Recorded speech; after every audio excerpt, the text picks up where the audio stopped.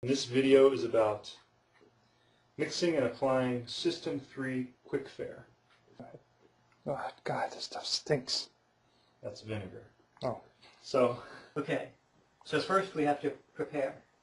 We're going to apply the fairing putty with a little plastic squeegee.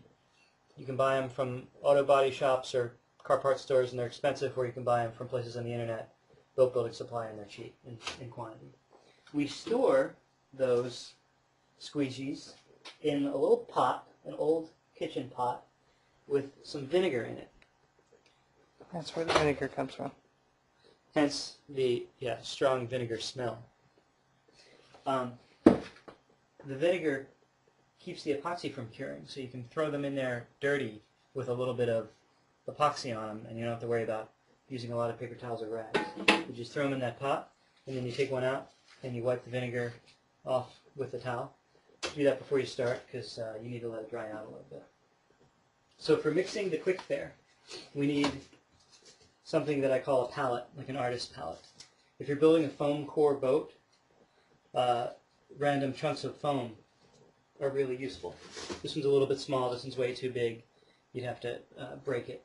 You want one that's maybe 1 square foot, but for demonstration purposes this will work fine. You can also use random scraps of cardboard, but they tend to fold and they're not nearly as strong as the foam. We also need some mixing sticks. We'll go into more on those later. We need the epoxy resin, obviously, the fairing putty. We need a kitchen scale. I like one that goes up to anywhere from 1 to 3 kilograms. And even though we're in America, I like to have it calibrated or just set to grams rather than ounces. It's a lot easier to do the math with the old metric system. So I'll also notice that the scale is in a plastic bag. Keeps epoxy from messing up the scale. They last a lot longer that way. But make sure that the bag isn't folded over or anything, because if there's air in there, it'll mess up all your weight measurements.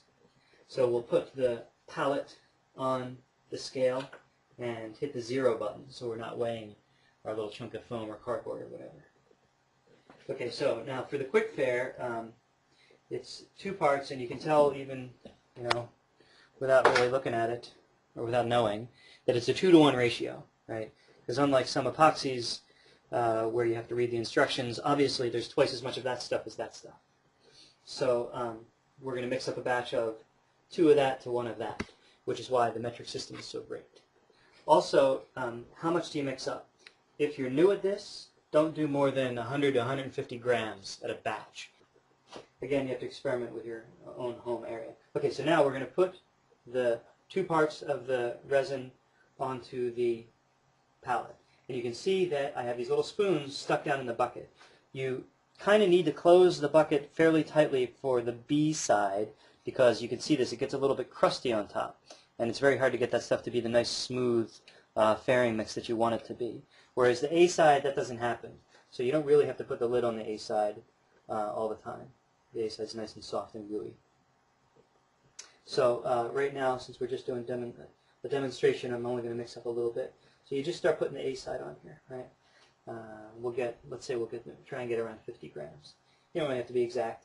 As long as you can divide by 2, you'll be okay. So we have 55 grams here. We kind of want an even number since we can't really do half a gram, right? So, and then we're probably going to end up with more than 56, so we'll just go right on up to 60. Okay, great. We have 60 grams of the A side. So now we're going to put those in there, and since we're only doing 1 batch, we'll close that up. Okay, now we'll go for the B side. Notice that my mixing sticks are different. If you stick a spoon in that and then you stick it in there, you're going to ruin the fairing putty, because it's going to sort of partly cure in there. You're going to have these little hard chunks. So make sure you never touch the A side and the B side mixing sticks together until you get the stuff that you're actually going to use. Okay, so, and obviously you can see I'm using sticks for this side instead of spoons. Doesn't really matter what you do. Okay, so 60, now we want 30, so we want to get a total of 90. Since I can divide by 2, 60 divided by 2 is 30, right? It's not exactly calculus.